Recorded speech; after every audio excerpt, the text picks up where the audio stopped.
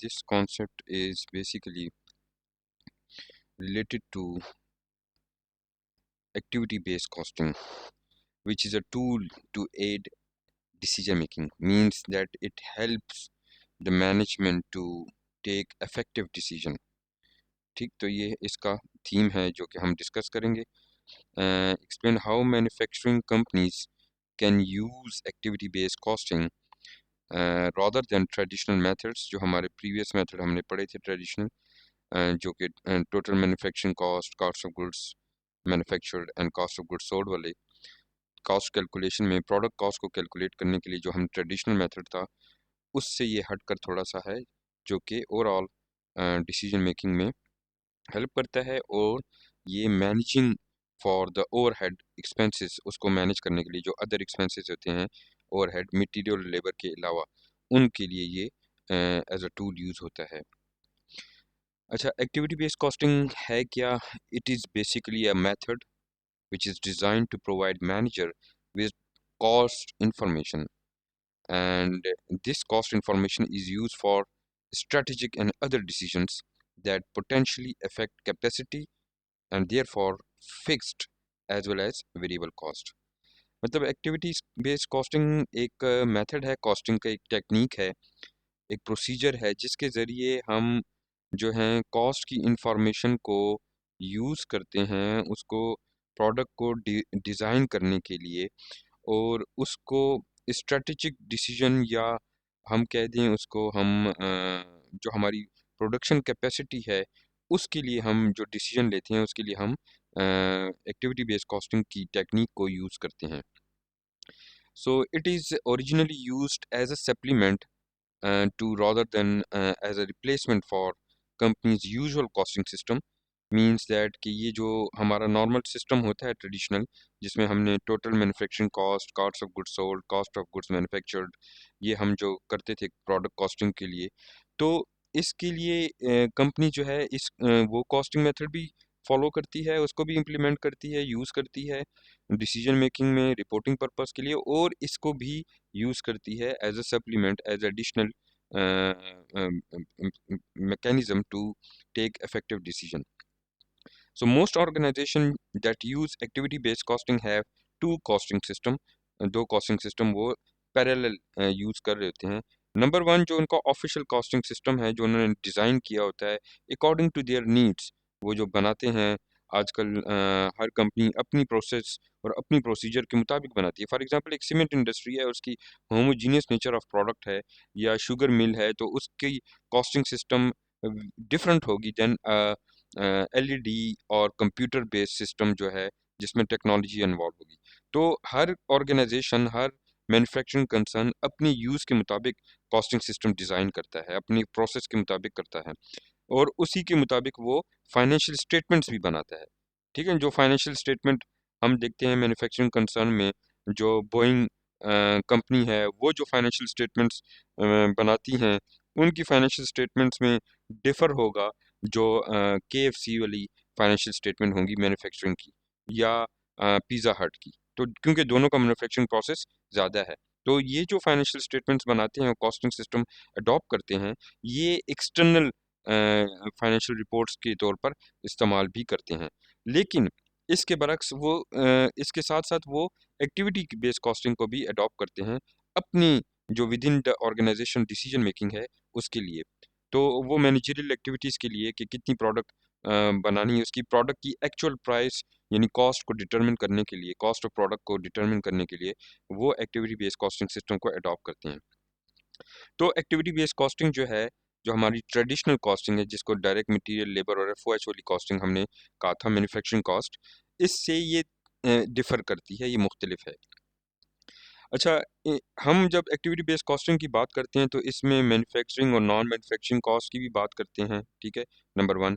इसमें हम मैन्युफैक्चरिंग की जब बात करते हैं तो उसमें direct material, direct labour, FOH cost को भी शामिल करते हैं, और कुछ चीज़ें इसमें से एक्सक्लूड भी करते हैं अगर वो उस ख़ास प्रोडक्ट से रिलेटेड नहीं है जिसको हम बनाना चाह रहे हैं और उसकी जिसकी कॉस्ट फाइंड आउट करने. मैं एक मिसाल देता हूँ इस पॉइंट से कि फॉर एग्जांपल आप you know very well about the Pel company. Pel एक कंपनी है जो कि पाकिस्तान इलेक्ट्रॉनिक लिमिटेड के नाम से है।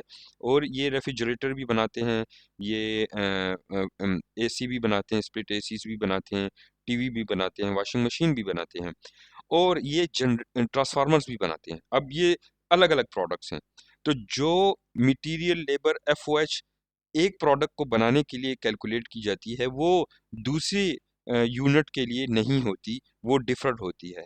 ठीक है ना? तो वो कुछ प्रोडक्ट की जो कॉस्ट है, यानी ओवरहेड कॉस्ट जो है, वो दोनों की कंबाइन नहीं होगी, बल्कि अलग अलग होगी। ये भी एक इसमें भी हम ये डिस्कशन में ले सकते हैं कि फॉर एग्जांपल एक प्रोडक्ट है और उसके अंदर मुख्तलिफ मॉडल्स हैं, बन रही एक ही छत के अंदर है, एक ही एरिया में बन रहे हैं, लेकिन मॉडल डिफरेंट है, उसके प्रोसीजर डिफरेंट है। फॉर एग्जांपल मैंने ऑटो वॉशिंग मशीन का बताया कि पेल वॉशिंग मशीन भी बनाती है। तो वॉशिंग मशीन की डिफरेंट टाइप्स हैं, मॉडल्स हैं, तो वो उसी जगह पर एक प्रोडक्ट बन रही, उसकी मटेरियल जो है वो डिफरेंट है, दूसरे के मॉडल का मटेरियल डिफरेंट है, उसकी क्वालिटी में फ़र्क होगा, उसकी मॉडल में स्पेसिफिकेशन में फ़र्क होगा। तो हम इसको इस तरह ले सकते हैं कि कुछ प्रोडक्ट की जो कॉस्ट है वो एक्सक्लूड की जाएगी मैन्युफैक्चरिंग कॉस्ट में। इसी तरह numerous overhead cost pool are used, each of which is allocated to product and other cost object using its unique measure of activity। जो कि मैंने अभी आपको एक एग्जांपल दी थी कि ये जो ओवरहेड कॉस्ट है, ओवरहेड कॉस्ट क्या होती है? Indirect material, indirect labour and other miscellaneous expenditure which is इनकर इन द मैन्युफैक्चरिंग प्रोसेस। तो वो जो इसमें प्रोडक्ट कॉस्ट हो रही है इनकर, वो मे बी पॉसिबली कि ऐसी प्रोडक्ट कॉस्ट जो एक प्रोडक्ट में हम कॉस्ट इनकर कर रहे हैं, उसका इफेक्ट दूसरे पे भी जा रहा हो, हालांकि प्रोडक्शन में उसका कोई रोल ना हो। ठीक है ना? तो ये एक पॉइंट इसमें आता है जो कि हम फर्दर आगे डिस्कस करेंगे। The term overhead refer to the non manufacturing cost as well as indirect manufacturing cost, इसका नाम हम ये कहते हैं। In activity based costing product are assigned, उसमें दी जाती है ऑल ऑफ ओवरहेड कॉस्ट, हम उसमें शामिल करते हैं non manufacturing cost as well as manufacturing cost, हम एक्टिविटी बेस्ड कॉस्टिंग में उसको असाइन करते हैं कॉस्ट को। That can be reasonably be suppose to have cost, उसका कुछ ना कुछ कॉज और इफेक्ट होगा जिसकी वजह से हम एक्टिविटी बेस्ड कॉस्टिंग में प्रोडक्ट की कॉस्ट को शामिल करेंगे। MOH cost include such as factory security guard wages. अब हम ये नॉर्मली कहते रहते थे कि एमओएच कॉस्ट वो कॉस्ट है, इनडायरेक्ट मटेरियल, इनडायरेक्ट लेबर जिसमें शामिल है, जो कि डायरेक्टली इन्वॉल्व नहीं है। अब फैक्ट्री का सिक्योरिटी गार्ड डायरेक्टली इन्वॉल्व नहीं है, लेकिन उसको वेजेस पे कर रही हैं, हम उसको कॉस्टिंग में शामिल करते हैं प्रोडक्ट की। इसी तरह प्लांट कंट्रोलर सैलरी, जो उस प्लांट को, उस मशीनरी को कंट्रोल कर रहा है, उसकी वॉचमैन जिसे कहते हैं या फोरमैन कहते हैं, जो उसको लुक आफ्टर कर रहा है, और कॉस्ट ऑफ सप्लाईज। ठीक है? तो ये तीनों चीज़ें जो हैं ये एमओएच में शामिल हैं। These types of cost are assigned to product in traditional absorption costing system, जो हमारा material, direct labour, FOH cost वाला सिस्टम है, उसमें हम डायरेक्टली इसको असाइन कर देते हैं, even though they are totally unaffected by which product are made during a period. ये भी मुमकिन है कि ये जो हम तमाम फैक्ट्री के सिक्योरिटी गार्ड्स हैं, मुख्तलिफ यूनिट्स हैं, एक फैक्ट्री है और वो तकरीबन 10 एकड़ पे मुश्तमिल है, और उसके बहुत सारे मैन्युफैक्चरिंग प्लांट्स हैं। तो एक प्रोडक्ट जो उसमें बन रही है यूनिट वन में, और उस यूनिट का जो सिक्योरिटी गार्ड है उसकी प्रोडक्ट कॉस्टिंग में भी शामिल हो रही है, और बाकी यूनिट्स की भी कॉस्टिंग उसमें शामिल हो रही है। तो मींस दैट के वो कॉस्टिंग जो है वो एक्चुअल कॉस्टिंग नहीं शो कर रही होगी, वो कॉस्टिंग थोड़ी ज़्यादा शो होगी अगर हम ओवरऑल तमाम की वेजेस को उसमें कंसिडर करेंगे। In contrast, activity-based costing do not arbitrarily assign these type of cost, which is called organization sustaining cost। उसको organization sustaining cost कहते हैं, जो ये ऊपर तीन बनाई गई हैं या डिफाइन की गई हैं। ठीक है? तो एक्टिविटी बेस्ड कॉस्टिंग इस तरह की कॉस्टिंग को सेपरेट कर देती है, उसके लिए अलग एक उन्होंने हेड बना दिया और उसका नाम दे दिया organisation sustaining cost to a product. Activity based costing treat these types of cost as period cost rather than product cost. ये देखें, उसको उन्होंने प्रोडक्ट कास्ट नहीं कंसिडर किया, बल्कि उसको पीरियड कॉस्ट, यानी फैक्ट्री की सिक्योरिटी गार्ड की वेजेस जो हैं, और प्लांट कंट्रोलर्स की जो सैलरी है, और कॉस्ट ऑफ सप्लाईज जो हैं, जो उस प्रोडक्ट को बनाने के लिए इस्तेमाल नहीं हो रही, तो उसको उन्होंने प्रोडक्ट कास्ट के बजाय पीरियड कॉस्ट कंसिडर किया है। और पीरियड कॉस्ट हम cost product of the cost जो है उसके बाद उसमें शामिल करते हैं to determine the income. In traditional absorption costing, the cost of unused idle capacity are assign to a product. और हमने पहले भी डिस्कस किया था कि जो कैपेसिटी यूज नहीं हो रही उसमें भी हम वो कॉस्ट कैलकुलेट करते हैं जब हम उसके लिए बजटिंग करते हैं। So if the budgeted level of activities decline, the overhead rate and unit product cost increases and the increased cost of idle capacity are spread over the small basis। यानी इसका मतलब ये है कि हम जब ओवरहेड कॉस्ट को calculate करते हैं based on the unit product cost, तो वो इंक्रीज करती है हमारी ओवरहेड कॉस्ट। अगर हमारी एक्टिविटी डिक्लाइन करेंगी तो हमारी ओवरहेड कॉस्ट जो है वो आइडल कैपेसिटी में शामिल हो जाएगी और वो कॉस्ट ज़्यादा शो करेगी। In contrast activity based cost, traditional costing के बरक्स जो एक्टिविटी बेस्ड कॉस्टिंग है वो चार्ज करती है cost of capacity they use. जितना वो प्रोडक्शन करेंगे, जितनी कॉस्ट इनकर होगी, उसी को वो कंसिडर करेंगे, ठीक, not for the cost of capacity they don't use. मतलब उसके ऊपर कोई इफेक्ट नहीं आएगा जो प्रोडक्ट अभी बनी नहीं है या जिसकी कॉस्टिंग हमने शामिल की हुई है, लेकिन वो प्रोडक्ट की आइडल कैपेसिटी में जो है उसको भी शामिल कर दिया जाए, तो वो कॉस्ट इसमें शामिल नहीं होगी। This provide more suitable stable sorry this provide more stable unit product cost, and it's consistent with the goal of assigning the products only the cost of the resources that they use।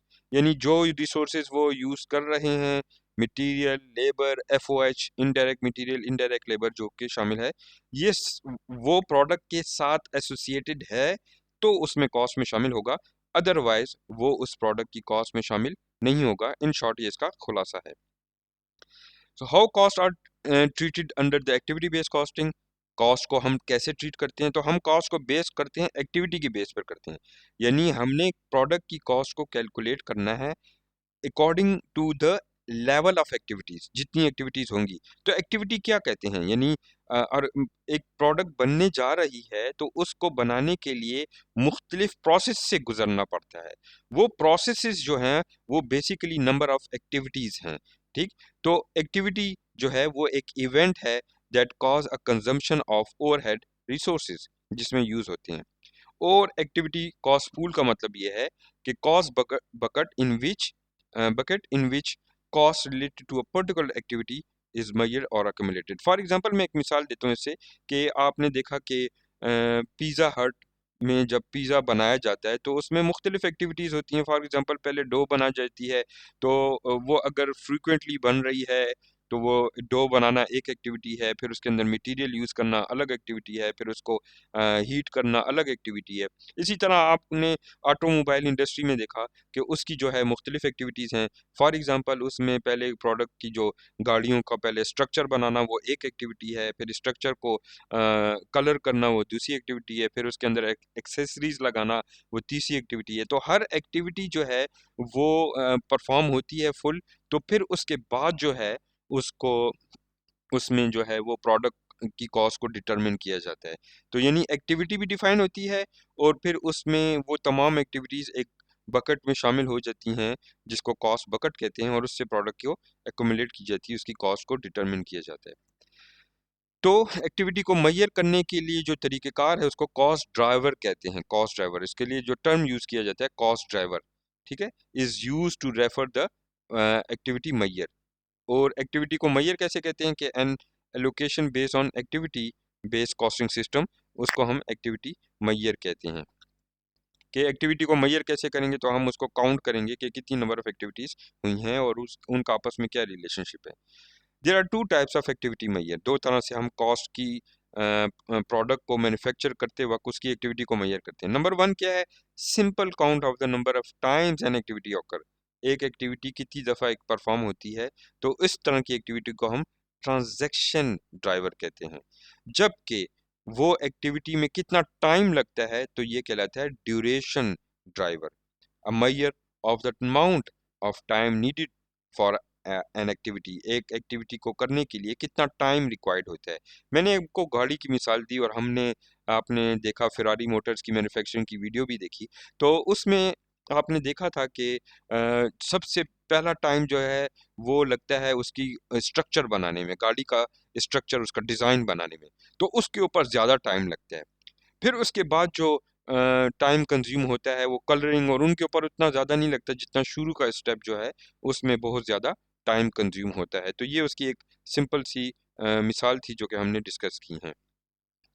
तो activity based costing में हम आगे देख रहे हैं कि ये जो एक्टिविटी हम करते हैं इसके अंदर कंपनीज कैसे तमाम कम एक्टिविटीज़ को आपस में कंबाइन करते हैं और क्लासिफाई करते हैं। तो there are different activities in a manufacturing process जो कि हम मैन्युफैक्चरिंग कंपनी में देखते हैं। नंबर वन है unit level activity. Unit level activity सबसे कोर, बेसिक और फंडामेंटल लेवल है एक्टिविटी का, जिसको हम कहते हैं unit level activity. For example, मिसाल के तौर पर मैंने जिससे मिसाल दी थी पेल की, तो पेल जो है उसमें एक यूनिट है जहां पर वो वॉशिंग मशीन बनाते हैं, जिसकी मैंने लास्ट टाइम भी एग्जांपल दी प्रीवियस उसमें, कि वो एक वॉशिंग मशीन बनाते हैं और वो ऑटोमेटिक वॉशिंग मशीन बना रहे हैं। तो ऑटोमेटिक वॉशिंग मशीन एक यूनिट है जिसमें वो प्रोडक्ट बनती है, यूनिट पर, हर यूनिट पर काम किया जाता है और वो आगे फॉरवर्ड होती है और डिज़ाइन होती है और उसमें मैन्युफैक्चर होती है। फिर दूसरे नंबर पे उसी के साथ होता है बैच, यानी एक तो उन्होंने प्रोडक्ट डिज़ाइन की, उसका एक मॉडल है, लेट्स से फॉर एग्जांपल उसकी 9 kg की है ऑटोमेटिक वॉशिंग मशीन, उसका एक स्पेसिफिक डिज़ाइन है, उसका कलर है, उसकी उस यानी उस यूनिट लेवल एक्टिविटी में उस एक प्रोडक्ट की जो है हम स्पेसिफिकेशन और उसकी प्रोडक्शन को हम डिस्कस करते हैं। जब वो हम एज अ बैच लेते हैं, क्योंकि एक ही जगह पर मुख्तलिफ मॉडल्स की मैन्युफैक्चरिंग होती है, तो वो पहले एक बैच कंप्लीट होता है, फिर दूसरा बैच कंप्लीट होता है, फिर तीसरा, तो ये बैच लेवल एक्टिविटीज़ होती हैं जिसमें मल्टीपल यूनिट्स जो हैं वो प्रोड्यूस हो रहे होते हैं। तीसरा है product level activity. Product level activity में हम ओवरऑल प्रोडक्ट को डिस्कस करते हैं, यानी यूनिट लेवल में तो हम सिर्फ एक उसकी मैन्युफैक्चरिंग का एक हिस्सा देखते हैं, जिसमें उसने स्ट्रक्चर बनाया, ये एक यूनिट लेवल है, उसने उसको कलरिंग की, ये दूसरा यूनिट लेवल है, ये उसको उसने पैकिंग की, वो तीसरा यूनिट लेवल है। इस तरह मुख्तलिफ यूनिट्स हैं। जबकि बैच लेवल जो है वो उसका मतलब ये है कि वो पूरा एक सेट ऑफ एक्टिविटीज़ जो उसमें से परफॉर्म हो रही हैं एक प्रोडक्ट को बनाने के लिए गुजर रहा है, वो बैच लेवल एक्टिविटी कहलाता है। फिर इसके अलावा कस्टमर लेवल, जो कस्टमर की नीड और उसकी डिमांड के मुताबिक होगा तो उसको हम कहेंगे कस्टमर ड्राइवन होगा, उसको हम कहेंगे कस्टमर लेवल एक्टिविटी। और लास्ट में है ऑर्गेनाइजेशन सस्टेनिंग एक्टिविटी, जो कि हमने लास्ट टाइम डिस्कशन में भी कहा था, जिस तरह फैक्ट्री की वर्कर्स की सैलरी हो गई, सप्लाईज की हो गई, एक्सपेंसेस हो गए, और इसके अलावा जो हमने डिस्कस किया था कि वॉचमैन है या फोरमैन है, फैक्ट्रीज के अंदर होते हैं जो मशीनरी को ऑपरेट करते हैं, उनकी कॉस्टिंग, तो वो इसमें ये फिफ्थ नंबर का जो क्लासिफिकेशन है उसमें आ जाएगी।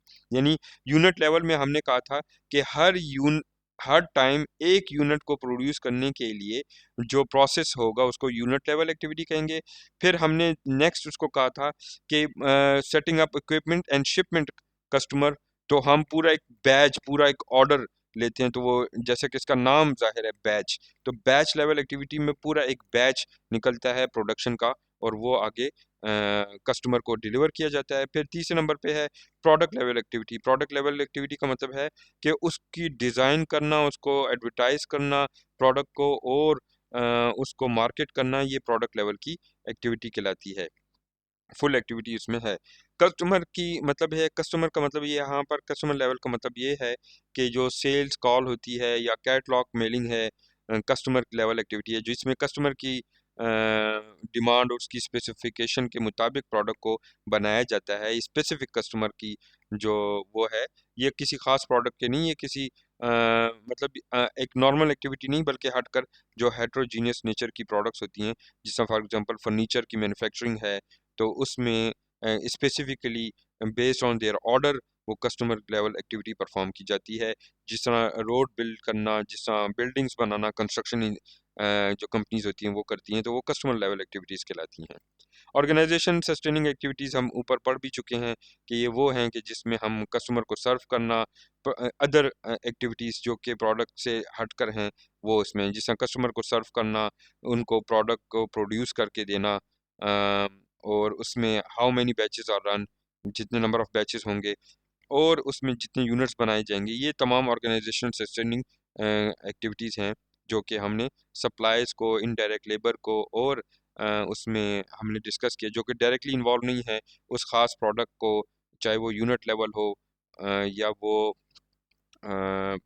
बैच लेवल हो या वो प्रोडक्ट लेवल हो, वो उसके साथ डायरेक्टली इन्वॉल्व नहीं होता है, वो उसके अलावा कॉस्ट है। तो कुछ इम्प्लीमेंटेशन के लिए जब हम एक्टिविटी बेस्ड कॉस्टिंग करते हैं तो उसका एक प्रोसेस है, और उस प्रोसेस को करने के लिए 5 मेन स्टेप्स में से गुजारा जाता है। पहले हमें बताना होता है कि किस प्रोडक्ट को बनाना है, उसकी डिफाइन करनी होती है एक्टिविटीज़ को। फिर उसमें ओवरहेड कॉस्ट को कैलकुलेट करना होता है कि इसमें कौन कौन सी कॉस्ट शामिल है, उनके कॉस्ट के साथ कितनी रेट शामिल है, rate mean price per unit, और इस के साथ हमें रेट के साथ हम एक्टिविटी को मेजर भी करते हैं, जो नंबर ऑफ़ एक्टिविटीज़ हम परफॉर्म करते हैं, और आखिर में मैनेजमेंट को रिपोर्ट पेश की जाती है कि एक प्रोडक्ट को बनाने के लिए कितना खर्चा आएगा। ठीक है, तो ये सारी चीज़ें, ये 5 स्टेप्स में से गुजर के कोई प्रोडक्ट डिज़ाइन होती है, और वो फिर आगे मैनेजमेंट को उसकी प्रोडक्ट की प्राइस या कॉस्ट को बताया जाता है कि इसके ऊपर इतना खर्चा आया है। ये जो हमने एक्टिविटी पूल्स के बारे में डिस्कस किया था, वो यहाँ पर ये है एक्टिविटी कॉस्ट पूल। यानी एक्टिविटी कॉस्ट पूल में ये एक पूल है जिसमें कि हम नंबर ऑफ एक्टिविटीज़ परफॉर्म करते हैं, और उनको उन एक्टिविटीज़ को मेजर करने का तरीक़ाकार भी बताया है। फॉर एग्ज़ाम्पल कस्टमर का ऑर्डर्स, तो उसको हम नंबर ऑफ ऑर्डर्स पे देखते हैं कि एक कस्टमर कितने ऑर्डर देता है तो उसके नंबर्स होंगे। प्रोडक्ट का डिज़ाइन, तो नंबर ऑफ़ प्रोडक्ट डिज़ाइन होंगे, कितनी प्रोडक्ट है, उनके कितने डिज़ाइंस हैं, तो ये एक एक्टिविटी कॉस्ट पूल में शामिल है। ऑर्डर साइज़ के मशीन आवर्स कितना काम करती है किसी प्रोडक्ट को मैन्युफैक्चर करने के लिए। कस्टमर रिलेशनशिप, यानी नंबर ऑफ़ एक्टिव कस्टमर हैं, उनके साथ कितना ताल्लुक़ है, और उनको कितना प्रोडक्ट बना कर देना है, और कितनी दफ़ा बना कर देना है, उनके ऑर्डर को कितनी दफ़ा फुलफ़िल करना है। और अदर जो एक्टिविटीज़ हैं जिनको डिफ़ाइन नहीं किया जाता, वो भी छोटी-मोटी एक्टिविटीज़ जो कि किसी कॉस्ट पूल के लिए हिस्सा हैं, वो भी यहाँ पर शामिल होती हैं। तो ये मैंने इसको डिफ़ाइन कर दिया कि ये कस्टमर ऑर्डर क्या चीज़ है, प्रोडक्ट डिज़ाइन क्या है, ऑर्डर साइज़ क्या है, ये तमाम चीज़ें मैं ऊपर बयान कर चुका हूँ।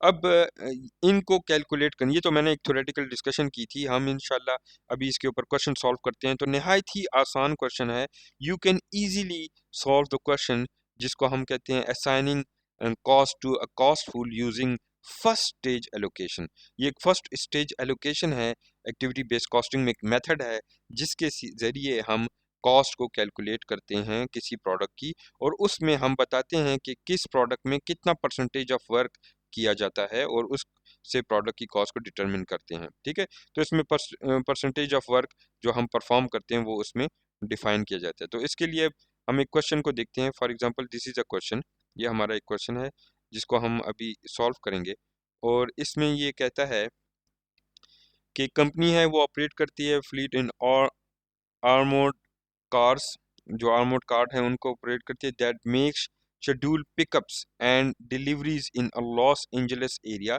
The company is implementing activity based costing system that has 4 level of activity cost pool. यानी इनके कॉस्टिंग सिस्टम में 4 एक्टिविटीज परफॉर्म होती हैं।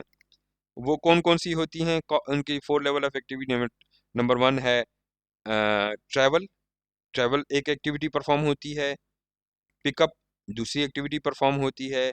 डिलीवरी तीसरी, और चौथी जो है कस्टमर सर्विसेज, कस्टमर को सर्विसेज प्रोवाइड करना। ये 4 एक्टिविटीज़ परफॉर्म होती हैं। इसके अलावा सॉरी, पिक एंड डिलीवरी एक एक्टिविटी है, ट्रैवल एक है, पिक एंड डिलीवरी दूसरी है, कस्टमर सर्विसेज तीसरी, एंड अदर, अदर में सारी छोटी मोटी एक्टिविटीज़ जो हैं शामिल हैं। यानी इस कास्ट पूल में जो हमने डिस्कस किया था, इसमें हमारे पास नंबर ऑफ एक्टिविटीज़ भी डिफाइन है, ये 4 एक्टिविटीज़, और हमारे पास कॉस्ट पूल भी डिफाइन है और उसके ऊपर कितना खर्चा आता है वो भी डिफाइन है। तो ये दोनों चीज़ें हमारे पास डिफाइन है। अब इसकी बेस पर हमने कॉस्ट को कैलकुलेट करना है और ये बताना है कि कितनी नंबर ऑफ एक्टिविटीज़ के ऊपर कितना खर्चा हुआ है और उसकी क्या एलोकेशन है, उसकी कितनी परसेंटेज ऑफ वर्क उस पर हुआ है, ये हमें गिवन है। फॉर एग्जांपल हम इसमें देख रहे हैं कि ये नीचे यहाँ पर कहता है कि cost pool, this activity measure are miles of travel cost pool, number of pickups and deliveries of for the picking and delivery cost pool। ये यहाँ पर उन्होंने कहा कि ये उनकी ड्राइवर की वेजेस एंड गार्ड की वेजेस, व्हीकल की वेजेस, ठीक है, ये तमाम चीज़ें जो हमारे पूल हैं, और इनके सामने जो है हमारी ये इतनी परसेंटेज का वर्क, यानी ड्राइवर और गार्ड की वेजेस जो है ट्रैवल के 50% में शामिल है, ठीक, कास्ट पूल में। पिक एंड डिलीवरी में जो ड्राइवर और जो गार्ड है उनको 35% उनकी कॉस्ट शामिल है, और कस्टमर सर्विसेज का जो ड्राइवर और गार्ड की वेजेस का हिस्सा है वो 10% है, और अदर छोटे मोटे जो इस कैटेगरी में आ रहे हैं वो 5% है। तो यानी टोटल सारों को मिलाएंगे तो 100% ये ड्राइवर के जो एक्सपेंसेस हैं और गार्ड के जो वेजेस हैं, ये एक्सपेंसेस हैं, ये 100% उस वक्त होंगे जब इन 4 एक्टिविटीज़ में परफॉर्म होंगे। ये अलग अलग एक्टिविटी हैं इस कॉस्ट पूल के लिए। इसी तरह व्हीकल ऑपरेटिंग एक्सपेंस, व्हीकल जो है तो सबसे ज़्यादा ट्रैवल में यूज़ हो रही है तो उसकी 70% है। पिक एंड ड्रॉप की जो व्हीकल ऑपरेटिंग एक्सपेंस है वो 5% लिया जा रहा है कॉस्ट पूल में। कस्टमर सर्विसेज में व्हीकल ऑपरेटिंग एक्सपेंसेस नहीं शामिल, और अदर में 25% शामिल हैं। अब ये सवाल पैदा होता है कि पिक एंड ड्रॉप में 5% है, यानी ये इस मैन्युफैक्चरिंग के बारे में कह रहा है। पिक एंड ड्रॉप, लोगों को पिक करना ड्रॉप करना, ये इस व्हीकल ऑपरेटिंग एक्सपेंस का 5% है, ठीक है। तो ये इस तरह देखा जाता है। व्हीकल डेप्रिसिएशन, ट्रैवलिंग के लिए जो कार यूज़ होती है उसकी 60% है। पिक एंड ड्रॉप के लिए डेप्रिसिएशन की अमाउंट जो है वो 15% है। ये अब हमें गिवन होगी, ये सारी परसेंटेजेस हमें गिवन होंगी। हमें we don't need to calculate these percentages, हमें इन परसेंटेजेस को कैलकुलेट करने की ज़रूरत नहीं है, हमें इसको डिटरमिन करने की ज़रूरत नहीं है, ये हमें गिवन होगी। हमें कॉस्ट भी गिवन होगी और हमें उनकी परसेंटेज भी, एलोकेशन जो है वो भी गिवन होगी, हमें इनको कैलकुलेट करने की ज़रूरत नहीं है। तो इसमें हमें कहा जाएगा इस तरह कि आप कैलकुलेट करें, कंप्यूट करें, मेजर करें first stage allocation of cost of activities, cost pool में आप इसको कैलकुलेट करें। तो ये अब हम इसको कैलकुलेट करते हैं। ये एक आसान सा और सिंपल प्रोसीजर है जिसकी मदद से हम एक्टिविटी बेस्ड कॉस्टिंग करेंगे, और मैं अभी ये आपके सामने सॉल्व करता हूँ। तो इसमें आपने सबसे पहले जो है एज इट इज़, ये वाला जो हमारे पास प्रोसीजर है, तो ये हम यहाँ पर इसी तरह ही दोबारा लिख देते हैं जहाँ जिस तरह हमें यहाँ पर गिवन है। यानी हमारे पास यहाँ पर जो इंफॉर्मेशन गिवन है वो कौन कौन सी इंफॉर्मेशन गिवन है, तो सबसे पहली जो इंफॉर्मेशन है हमारे पास, ड्राइवर, हम लिख लेंगे ड्राइवर एंड गार्ड, ये इंफॉर्मेशन गिवन होगी। वेजेस, जो इन्फॉर्मेशन हमें गिवन होगी हमने वो एज इट इज़ लिख लेना है। तो हमें ये इन्फॉर्मेशन गिवन है कि पहला कॉस्ट पूल जो है हमारे पास ड्राइवर और जो गार्ड है उनकी वेजेस हैं। दूसरा हमारे पास कॉस्ट पूल है जो व्हीकल्स हैं, व्हीकल्स, व्हीकल्स ऑपरेटिंग एक्सपेंसेस, ये हमने इसी तरह, बहुत ही आसान क्वेश्चन है, कोई डिफिकल्टी कोई मुश्किल नहीं है। आपने ये जो क्वेश्चन आपको दिया जाएगा एज इट इज़ रिप्रोड्यूस करना है, और यहाँ पर नंबर ऑफ कॉस्ट पूल्स को उसी तरह लिख लेना है जो कि आपको यहाँ पर गिवन है। यानी ये इंफॉर्मेशन जो आपको गिवन है इसको यहाँ पर रिप्रोड्यूस कर देना है। फिर नेक्स्ट है व्हीकल, व्हीकल डेप्रिसिएशन, ये हमें कास्ट पूल गिवन है, हमने उसी कास्ट पूल को दोबारा, कास्ट पूल क्या होता है कि ये तमाम एक्टिविटीज जो परफॉर्म हो रही हैं इसके ऊपर कितना खर्चा है, तो ये कास्ट पूल है। फिर हम लिख रहे हैं customer, customer representative representative salaries and expenses. ये हमारे पास एक और कॉस्ट पूल आ गया इसमें। फिर इसके बाद हमारे पास है ऑफिस एक्सपेंसेस, ये हमें गिवन है। हमें जो इंफॉर्मेशन गिवन होगी हम उसको एज इट इज़ ये हम एज इट इज़ इसको लिख रहे हैं। फिर इसके बाद हमारे पास फाइनली है एडमिनिस्ट्रेटिव कॉस्ट।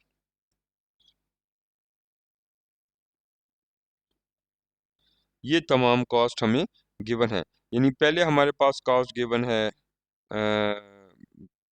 सिक्योरिटी गार्ड की। ठीक है, तो मैं इसको सिक्योरिटी गार्ड की कॉस्ट को हम कंसिडर कर देते हैं, तो मैं इसमें थोड़ा सा ब्रेक दे देता हूँ। दूसरी कॉस्ट हमें गिवन है ऑपरेटिंग एक्सपेंस की, तो मैं इसमें भी ब्रेक दे देता हूँ। तीसरी कॉस्ट हमें गिवन है कस्टमर सैलरीज की और कस्टमर रिप्रेजेंटेटिव्स की सैलरीज की। फिर चौथी कॉस्ट हमें गिवन है इसके साथ ऑफिस एक्सपेंसेस की। और फाइनली हमारे पास गिवन है एडमिनिस्ट्रेटिव कॉस्ट, वो हमारे पास शामिल है। यानी ये हमारे पास एक पूल हो गया जो हमने कैलकुलेट करना है। और इसके साथ हमारे पास दूसरा जो पूल है वो है वेरिएबल व्हीकल ऑपरेटिंग एक्सपेंस का। ये भी हमने इसको भी दो हिस्सों में कर रहा हूँ कैलकुलेशन की मदद से, यानी इसको कैलकुलेट करने के लिए इसको मैं दो हिस्सों में करूँ ताकि आपने भी इसी तरह के प्रोसीजर को फॉलो करना है। फिर हमारे पास तीसरे नंबर पे है समझाने के लिए मैं आपको ये कर रहा हूँ कि व्हीकल डिप्रिसिएशन है। चौथे नंबर पे हमारे पास कस्टमर रिप्रेजेंटेटिव सैलरीज हैं।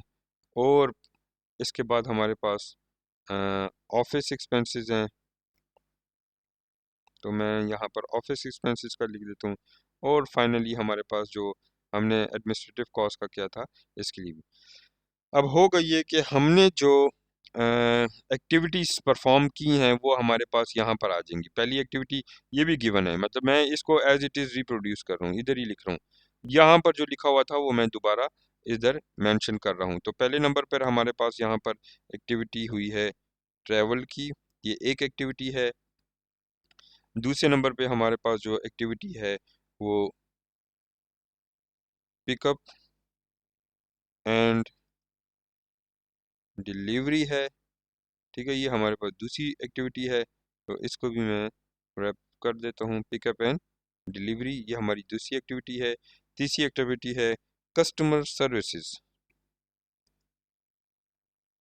ये हमें एक्टिविटीज़ गिवन है।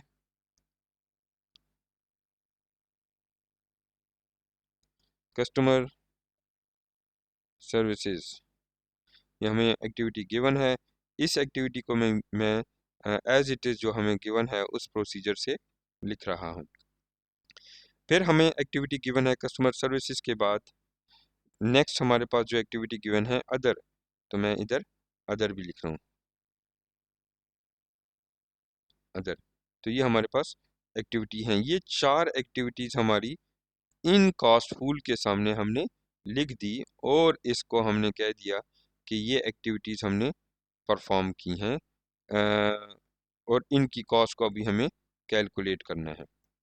अब इस एक्टिविटी में इन्होंने कहा कि ड्राइवर और वेजेस की जो एक्टिविटी है मैं इसको डिफ्रेंशिएट करने के लिए एक कलरिंग कर देता हूँ ताकि हमें ये पता लग जाए कि ये हमें इंफॉर्मेशन जो गिवन है ये इंफॉर्मेशन क्या शो कर रहा है। तो ये येलो कलर में हमें इंफॉर्मेशन गिवन है। ये आपने इसको अभी तक मैंने कोई ऐसी कैलकुलेशन नहीं की जो कि समझ में ना आए, क्योंकि मैंने उसी क्वेश्चन को जो क्वेश्चन गिवन था वो रिप्रोड्यूस कर दिया और इसका मकसद भी बता दिया कि मकसद ये है कि जो प्रोडक्ट को बनाने के लिए जिस डिपार्टमेंट जिन लोगों की एक्टिविटी शामिल थी उन्हीं की एक्टिविटीज़ को हमने कंसिडर किया है और उसको बताया है कि कितना परसेंट उस प्रोडक्ट में इस एक्टिविटी को परफॉर्म करने के लिए लगे हैं। तो गिवन में हमें कहा गया है कि इस प्रोडक्ट को बनाने के लिए 50% ट्रैवलिंग का लगा है खर्चा।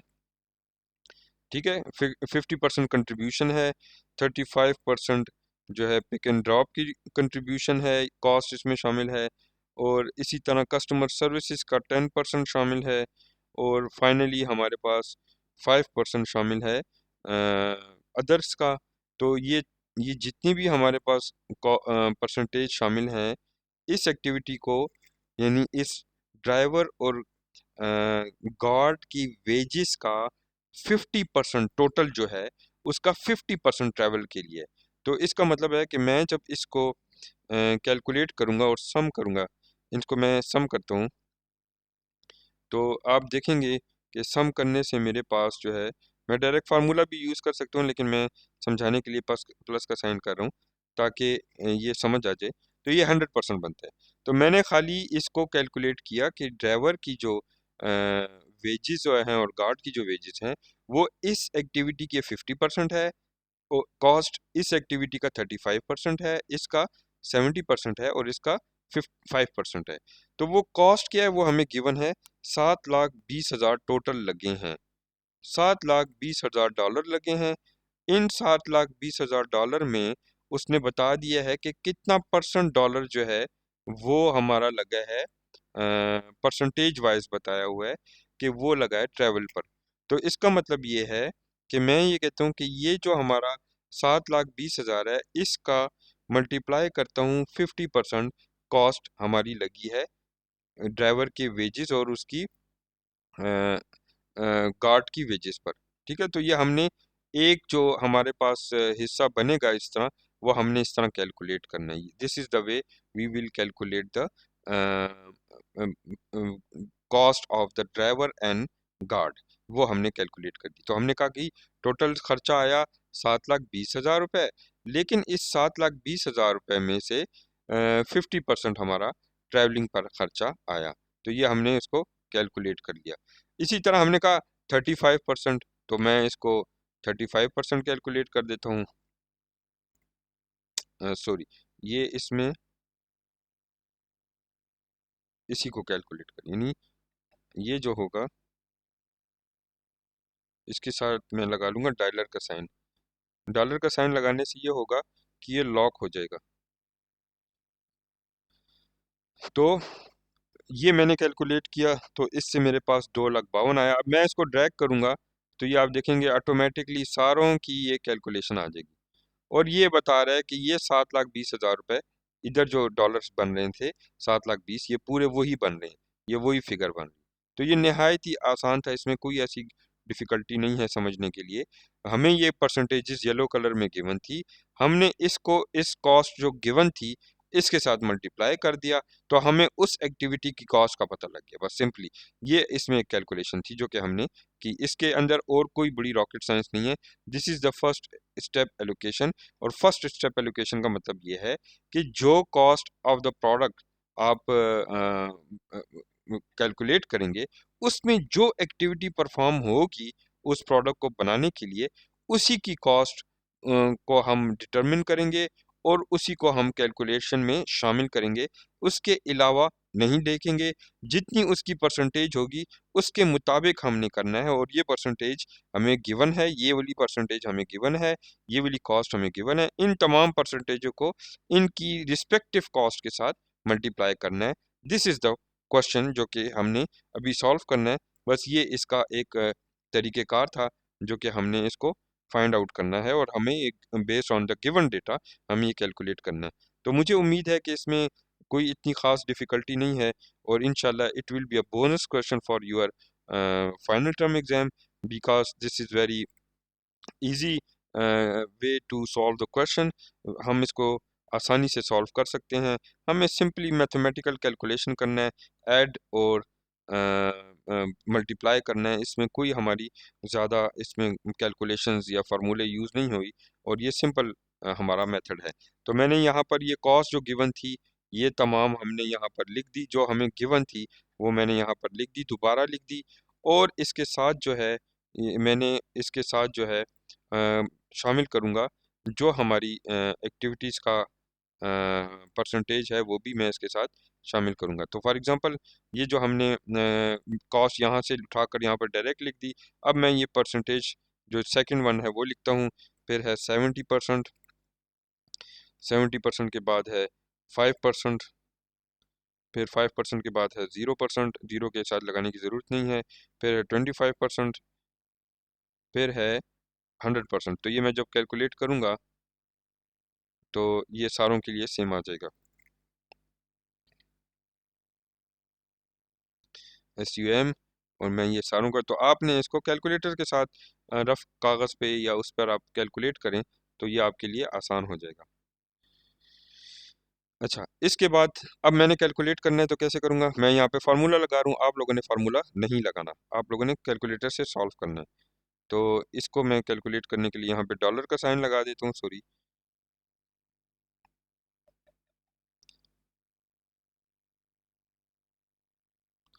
डॉलर का साइन लगाता हूँ तो ये मुझे कैलकुलेट करके देता है दिस वन।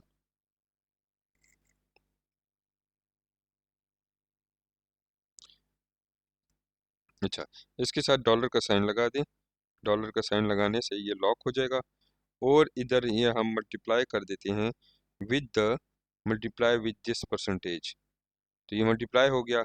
अब मैं इसको ड्रैग करूँगा तो ये ऑटोमेटिकली सारा कैलकुलेट कर देगा, तो आप देखेंगे कि ये हमें एग्जैक्ट अमाउंट दे रहा है। सॉरी, ये इसको इक्वल टू साइन, मतलब इसको सम करना है, तो मैं यहाँ पे लिख लेता हूँ सम, और क्योंकि ये वो परसेंटेज में था तो मैं इसको करेंसी में कैलकुलेट करूँ, तो ये वही $2,80,000 आ गया जो यहाँ पर कैलकुलेट किया गया था। सिमिलर प्रोसीजर आप लोगों ने फिर खुद फॉलो करनी है, बहुत ही आसान है, कोई डिफ़िकल्टी नहीं है। और यहाँ पर क्या आएगा, ये आएगा 60, 15, 0, 25, तो यहाँ पर आएगा 60%, फिर आएगा 15%, फिर आएगा 0, फिर आएगा 25%, ये हमें गिवन है 100%। अच्छा, इसी तरह यहाँ पर क्या गिवन है, यहाँ पर ये कस्टमर रिप्रेजेंटेटिव में 0, 0, 90, 10, तो मैं यहाँ पर 0%, ज़ीरो के लिए परसेंट नहीं लगाता, 0, फिर आता है 90, 90 गिवन है और 10 गिवन है, तो 90%, और फाइनली हमारे पास गिवन है 10%। ठीक है, तो ये करता हूँ तो ऑटोमेटिकली 100 हो गया। फिर इसी तरह यहाँ पर गिवन क्या है, 0%, 20%, 30% एंड 50%, तो ज़ीरो के मैं इसी तरह लिखता हूँ, फिर 20%, अपने परसेंट लगाना है, ये आपने पेन से लिखना है, 20% टेबल आपने इस तरह बना लेना है, और फिर इसी तरह उसको सॉल्व करना है, 30%, और फाइनली हमारे पास जो है 50%। तो आप ये 50% लिखेंगे और फिर बाद में से ऐड करेंगे तो वो बराबर, अगर आप ऐड कर रहे हैं और 100 नहीं हो रहा है, इसका मतलब है कि आपने क्वेश्चन में कोई गलती की है, ऐड आपने कैलकुलेट करना है, यही 100% आना चाहिए। यहाँ पे टोटल जो फिगर्स हैं ये आपके पास टोटल जो है 100% आना चाहिए, और फिगर में अमाउंट में वही वैल्यू आनी चाहिए जो गिवन है, यहाँ पर ये जो गिवन होगी कॉस्ट, गिवन कॉस्ट वही कॉस्ट होनी चाहिए, ठीक है ना, गिवन कॉस्ट का टोटल फिगर में वही वैल्यू आनी चाहिए। फिर इसके बाद हमारे पास है, मैं कैलकुलेट करने से पहले मैं वही पहले लिख देता हूँ, 0%, 5%, ये फिर इसके बाद 60 and 35, 60%, and finally we have 35%। जब इंटर करता हूँ तो 100% कंसिडर होता है। अब इसमें कहते हैं ये कि जी आप हमें ये हमने हमने ये इंफॉर्मेशन एज इट इज़ यहाँ पर पुट कर दी, परसेंटेजेस की, हमने कॉस्ट की पुट कर दी यहाँ पर वैल्यूज़। अब just we will multiply both, तो मैं दिस, ये जो हमें गिवन है इसको मल्टीप्लाई करूँगा जितनी परसेंटेज हमारे पास गिवन होगी उसके साथ, तो मैं उसके साथ मल्टीप्लाई, सिंपली मल्टीप्लाई कर लूँगा, सो वी विल गेट, हमारे पास आ जाएगा यहाँ पर उसका वैल्यू आ जाएगी जो हमने, यानी $120,000 जो हमारा है उसका 60% हमारा ट्रैवल कॉस्ट पर लग रहा है, तो ये हमने कैलकुलेट कर लिया, उसको दोनों को मल्टीप्लाई करने, $120,000 को मल्टीप्लाई किया 60 के साथ, फिर 120,000 के 15 के साथ, फिर 120 को 15 के साथ, 25 के साथ, तो हमारे पास वैल्यूज आएंगी। तो मैं इसको इसको कैलकुलेट करता हूँ, ये इन परसेंटेज नहीं होना चाहिए, ये इसको हमने सम करना है, यानी इसको आपने ऐड करना है, so we will add this, या हम इसको ऐड कर रहे हैं, तो हमारे पास वही अमाउंट आ रही है जो यहाँ पर गिवन है। इसी तरह सिमिलर प्रोसीजर है, वही तरीक़ेकार है, ये वाला figure multiply by multiply by, इसको मल्टीप्लाई करें विद ज़ीरो के साथ, तो ज़ीरो के साथ जो चीज़ भी मल्टीप्लाई होती है वो वही वैल्यू आती है, उसमें कोई फ़र्क नहीं होता, ज़ीरो ही कंसिडर होता है। तो ये ज़ीरो ही आया है, मैं इसको ड्रैग करता हूँ तो हमारे पास वैल्यू ये आ गई जो हमने कैलकुलेट की। इसी तरह ये सारी वैल्यूज़ आ गई और जब ऐड किया तो 160 ही बना। दोबारा आप देख लें प्रोसीजर को, अगर समझ नहीं आई फर्स्ट की तो बार बार वही रिपीट हो रहा है, यानी जो गिवन कॉस्ट है जिसको कॉस्ट पूल कहा मैंने, उसको मल्टीप्लाई किया है with the number of activities, जो एक्टिविटी की परसेंटेज है कि कितनी नंबर ऑफ एक्टिविटीज़ एक जगह पर परफॉर्म होती है उस कॉस्ट में से, तो उसके साथ मैंने, यानी ये परसेंटेजेस जो हमें गिवन है ये इतनी परसेंट होती हैं इस कॉस्ट पर, उसको रिफ्लेक्ट करती हैं, इसलिए हम इसको कंसिडर करते हैं। तो इसके साथ मैं ज़ीरो के साथ मल्टीप्लाई कर रहा हूँ जो कि परसेंटेज में हमें गिवन है, तो हमारे पास ज़ीरो ही आएगा। लेकिन 20% जब करूँगा तो ये हमारे पास 6000 आया, जब मैं इसको लेके जाऊँगा 30% पे तो ये हमारे पास 9000 आया, जब मैं इसको कैलकुलेट करूँगा 50% का तो 30,000 का 50% 15,000 होता है। फिर मैं इसको कैलकुलेट करूँगा कि टोटल बताओ, तो टोटल फिगर इसने मुझे ये मेरे सामने ले आया। फिर यही तरीका दोबारा मैं फॉलो कर रहा हूँ, इक्वल टू का साइन, और इसको मैं कैलकुलेट कर रहा हूँ कि मैं कह रहा हूँ कि भाई मुझे आपने बताना है कि कितने परसेंट इसमें हमारी कॉस्ट यूज़ हुई है, तो 0% के साथ हमारी 3,20,000 मल्टीप्लाई होगा तो it will give the same amount, जो हमारी अमाउंट है वो सेम होगी। तो मैं इसको कैलकुलेट करूँगा, जब ड्रैग करेंगे तो हम 5% के साथ कैलकुलेट कर रहे हैं, 60 के साथ, 35 के साथ, और finally we will calculate with the, तो वो सिमिलर अमाउंट आपने देख ली कि आ गई। अब ये अमाउंट जो हमारी गिवन है ये परसेंटेज सारी 12% पे भी आ रही हैं और 100% पर भी आ रही हैं, और हमें वही कॉस्ट भी कैलकुलेट करके दे रहे हैं जो यहाँ पर गिवन है। तो इस एक्टिविटी से ये साबित होता है कि हमने जो ये कैलकुलेशन की है, इससे ये साबित होता है कि हमारी जो परसेंटेजेस हमें गिवन थी, हमने उन परसेंटेजेस को इन कॉस्ट के साथ मल्टीप्लाई किया और वैल्यू को डिटरमिन किया, तो ये तमाम चीज़ें हमने डिटरमिन कर दी। तो इस क्वेश्चन में मज़ीद जो है वो हम ये कहते हैं कि हमें अब ये बताएं कि इस ट्रैवल में टोटल खर्चा कितना आया ट्रैवल में। तो मैं एस इज इक्वल टू का साइन डालकर अब ये कहता हूँ कि देखें ट्रैवल में हमारा 50% आया था ड्राइवर की और गार्ड की वेजेस का, तो मैंने ये कंसिडर किया। फिर मैंने कहा कि ट्रैवल में ही एक्टिविटी में हमारा व्हीकल ऑपरेटिंग में आया था 1,96,000, तो वो मैंने कैलकुलेट किया। फिर मैंने कहा अच्छा ऐड करो कि ट्रैवल एक्टिविटी में व्हीकल डेप्रिसिएशन की कॉस्ट कितनी आई, तो हमने कहा 72,000 रुपये। फिर मैंने कहा कि और जो फैक्टर्स हैं उनमें कितनी कॉस्ट आई, तो उसमें कहा जी ज़ीरो आई आपकी कस्टमर रिप्रेजेंटेटिव में, उसमें ट्रैवल होता नहीं है सैलरीज का, तो उसमें कोई हिस्सा नहीं है। फिर इसके बाद मैंने कहा कि ठीक है इसमें उसका हिस्सा नहीं है, तो मुझे ये बताएं कि सॉरी, तो इसके बाद ये बताएं कि ऑफिस से एक्सपेंसेस में कितने आए ट्रैवल का खर्चा, तो ऑफिस एक्सपेंस में जो है ऑफिस के अखराजात में ट्रैवल का कोई काम नहीं है, इसलिए वो ज़ीरो आया। फिर इसमें कहा कि अच्छा ये बताएं कि एडमिनिस्ट्रेटिव कॉस्ट में ट्रैवल का कितना खर्चा आया, तो ट्रैवल कॉस्ट उस एडमिनिस्ट्रेटिव में कितना हिस्सा है, तो एडमिनिस्ट्रेटिव का ट्रैवल कॉस्ट के साथ कोई लिंक नहीं है, एडमिनिस्ट्रेटिव सैलरीज जो हैं या उनकी जो अखराजात हैं उसमें नहीं है। तो फिर मैंने कहा अच्छा मुझे कैलकुलेट करके बताएं, इन सारों को सम करें कि ट्रैवल पे टोटल खर्चा कितना आया। तो ये सारा जब हमने सम किया, ये वाला सारा हिस्सा हमने सम किया, तो इसने हमें कहा कि यार ये 6,28,000 है। तो इससे हमें पता लगा है कि 6,28,000 रुपये जो डॉलर्स में हमें ट्रैवल कॉस्ट पे हमारा खर्चा है। फिर मैंने उनको कहा अच्छा आप ये ओवरऑल बता दें कि ओवरऑल हर एक के अंदर कितना है, तो उसने मुझे हर एक का एक्सपेंडिचर कैलकुलेट करके दे दिया। अच्छा इसमें फिर मजीद हमने कहा कि अच्छा मेरा टोटल बताएं कि टोटल इन सब को टोटल करें तो कितना आएगा, तो टोटल जब किया तो ये आया 16,30,000 डॉलर। तो 16,30,000 डॉलर मैं अब इसको सम करता हूँ और देखता हूँ कि क्या यहाँ पर भी जो मेरा खर्चा था वो 16,30,000 बन रहा था, तो अब देखें ये दोनों सेम आना चाहिए। तो जब मैंने कैलकुलेट किया और देखा ऐड किया तो ये वही 16,30,000 का खर्चा है।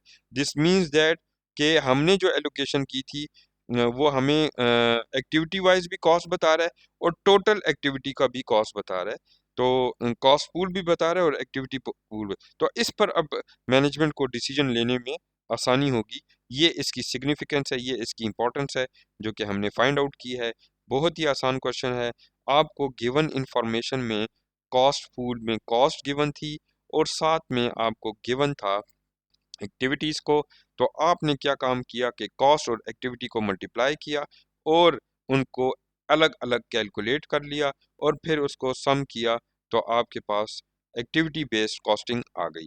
तो ये कहलाती है एक्टिविटी बेस्ड कॉस्टिंग। हर एक्टिविटी की आपने कॉस्ट कैलकुलेट कर दी और उसमें सिर्फ वही कॉस्ट शामिल है जो कि उस एक्टिविटी में शामिल है। फॉर एग्जांपल, ट्रैवल में हमने देखा कि ऑफिस एक्सपेंस शामिल नहीं है 0%। हमने देखा कि कस्टमर रिप्रेजेंटेटिव की सैलरीज और एक्सपेंसेस ट्रैवल में शामिल नहीं है। हमने ये देखा कि एडमिनिस्ट्रेटिव कॉस्ट ट्रैवल में शामिल नहीं है। इसी तरह हमने देखा कि जो डेप्रिसिएशन है वो या व्हीकल ऑपरेटिंग है वो ज़ीरो है कस्टमर सर्विसेज में। तो और व्हीकल की जो डेप्रिसिएशन है वो भी ज़ीरो है कस्टमर सर्विसेज में। ये भी इंडिकेट कर रहा है। तो ये तमाम जो है प्रोसीजर हमने जो किया और फॉलो किया, इस तमाम प्रोसीजर को जो हमने सिंपल कैलकुलेशन की, इसका नाम है एक्टिविटी बेस्ड कॉस्टिंग, जो कि हमने कैलकुलेट की। उम्मीद है आप लोग ये क्वेश्चन सॉल्व कर लेंगे खुद ही और इस प्रोसीजर के मुताबिक। मैं मजीद क्वेश्चन इसमें बताता हूँ कि कौन कौन से क्वेश्चन जो हैं बिल्कुल इसी तरह से हैं और आपने उसको सॉल्व करना है एक्टिविटी बेस्ड कॉस्टिंग की मदद से। अब ये जो है सेकंड स्टेज एलोकेशन है, ये मैं आपको नेक्स्ट क्वेश्चन में कराऊंगा। हम सिंगल स्टेप जो है वो क्वेश्चंस अभी इसमें देख रहे हैं और उसको सर्च कर रहे हैं। अब ये क्वेश्चन नंबर 7.7 जो आपको गिवन है, ये भी कह रहा है कि फर्स्ट स्टेज एलोकेशन, यानी फर्स्ट स्टेज एलोकेशन जो अभी हमने की, जिसमें हमारे पास कॉस्ट पूल में टेलर वेजेस गिवन है 1,60,000, असिस्टेंट ब्रांच मैनेजर की सैलरी गिवन है 75 और ब्रांच मैनेजर की सैलरी गिवन है 80। तीनों को मिलाए 3,15,000 है। अब इन तीनों कॉस्ट पूल के साथ नंबर ऑफ एक्टिविटीज गिवन है। ओपनिंग अकाउंट के लिए उसने कहा कि टेलर की है 5% कंट्रीब्यूशन कॉस्ट में उसका शामिल है, इसकी 15% है, इसकी ब्रांच मैनेजर की सैलरी जो है वो इतने परसेंट ओपनिंग अकाउंट में शामिल है। इसी तरह प्रोसेसिंग में बताया 65% टेलर की है, 20% प्रोसेसिंग अदर कस्टमर ट्रांजैक्शन है, अदर एक्टिविटी की वो है। जब हम सारों को कैलकुलेट करते हैं 100%, तो आपने 160 को 5 के साथ, 65 के साथ, 20 के साथ और 10 के साथ मल्टीप्लाई करना है। फिर इसी तरह 75 को आपने 15 के साथ परसेंट के साथ, 5% के साथ, 30% के साथ और 50% के साथ कैलकुलेट करना है। फिर इसी तरह आपने कैलकुलेट करना है 80 को विद 80,000 को 5%, 0%, 10% एंड 85%। तो ये तरीक़ेकार है और उससे आपने एक्टिविटी बेस्ड कॉस्ट को कैलकुलेट करना है। तो आपने याद रखना है एक्सरसाइज 7.7 इज योर असाइनमेंट। तो मैं यहाँ पे लिख रहा हूँ EXERCISE exercise 7.7 is your do it yourself based on the same procedure जो हमने अडॉप्ट किया है। मजीद भी क्वेश्चन मैं आपको इसमें बता देता हूँ। इसी तरह के क्वेश्चन हैं जो कि आपने परफॉर्म करने हैं, सॉल्व करने हैं और उसमें मेंशन होगा फर्स्ट स्टेप। ये सेकंड स्टेप वाला अलग क्वेश्चन है जो कि मैं अभी नेक्स्ट वीडियो लेक्चर में जो हमारे सेकंड वीक का है वो मैं करवाऊंगा। लेकिन आप इसमें देख लीजिएगा कि इसमें जो हमने एक्टिविटीज़ कैलकुलेट की हैं वो क्या थी। तो 7.7 के साथ अब हमारे पास मज़ीद इसमें क्वेश्चंस हम सर्च कर रहे हैं कि कौन कौन से क्वेश्चन इसमें एक्टिविटी बेस्ड कॉस्टिंग से रिलेटेड हैं।